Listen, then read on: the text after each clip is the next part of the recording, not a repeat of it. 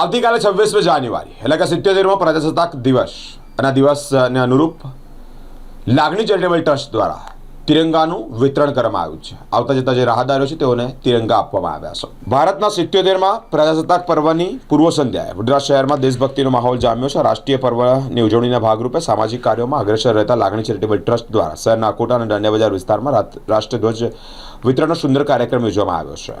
જન જનમાં જાગી દેશભક્તિની લહેર શનિદેવ મંદિર પાસે આયોજિત આ કાર્યક્રમમાં ટ્રસ્ટના સ્વયંસેવકો દ્વારા રાહદારીઓ અને વાહન ચાલકોને ગૌરવપૂર્વક તિરંગાનું વિતરણ કરવામાં આવ્યું છે।